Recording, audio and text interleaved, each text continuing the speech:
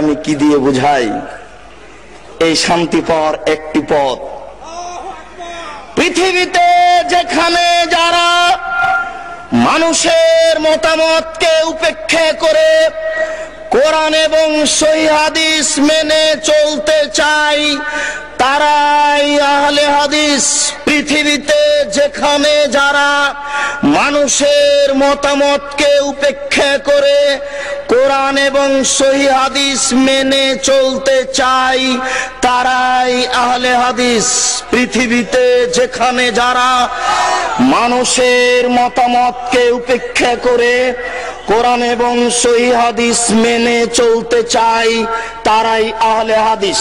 আর একটি কথা মনে রাখবেন, পৃথিবীতে হিন্দু বিদ্বান হোক, ইহুদি খ্রিস্টান বিদ্বান হোক, মুসলমান বিদ্বান হোক, কলমে লিখতে গিয়ে ইসলামী দলগুলিকে উল্লেখ করে যাদেরকে মুক্তিপ্রাপ্ত দল বলে ঘোষণা করেছেন সেই দলটার নাম হচ্ছে আহলে হাদিস।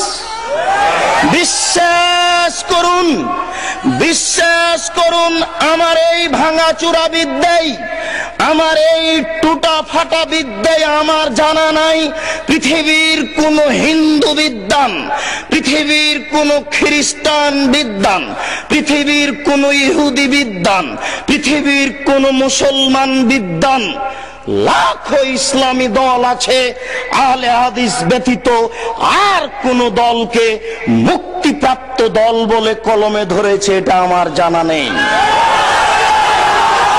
অতএব কথাটা আপনি আবারও বিবেচনা করে ভেবে দেখুন, পৃথিবীতে কোন বিদ্বান কোন ইসলামী দলকে মুক্তিপ্রাপ্ত দল বলে কলমে উল্লেখ করেছে এটা আমার ভাঙাচোরা বিদ্যায় জানা নেই। শুধুমাত্র একটি দলকে মুক্তিপ্রাপ্ত দল বলে ঘোষণা করেছে, সেটাই হচ্ছে আহলুল হাদিস। পৃথিবীতে যারা মানুষের মতামতকে উপেক্ষা করে কোরআন এবং সহিহ হাদিস মেনে চলতে চায় তারাই আহলে হাদিস। বিশ্বাস রাখুন, আপনি এই সহিহ হাদিস বলি এই জন্য ভালো মন্দ দুটাই একাকার হয়ে আছে।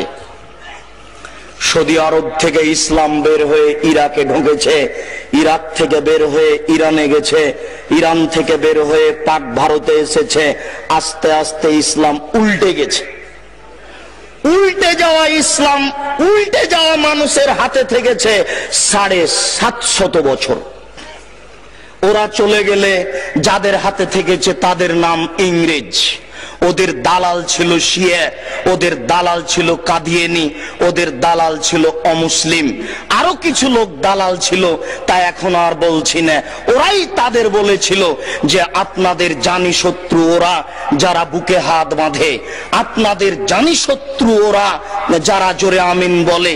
তাই তারা শহরে খুঁজছিল কোথায় তারা। তাই আমাদের বাড়ি শহরে হয়নি, মসজিদেও হয়নি।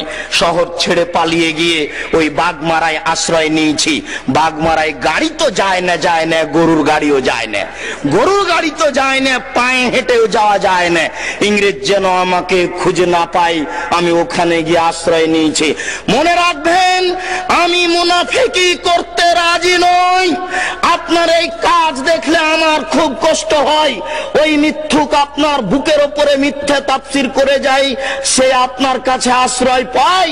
আপনি জানেন না আপনার পরিচয়। আপনি সেই মানুষ, যেই মানুষটা বলেছিল ফাঁসির মঞ্চে উঠে যেতে রাজি আছি, নিচে হাত বাঁধবো না। আপনি ওই সেই মানুষ, যেই মানুষ বলেছিলেন ফাঁসির মঞ্চে যেতে আছি, চুপে আমিন বলবো না।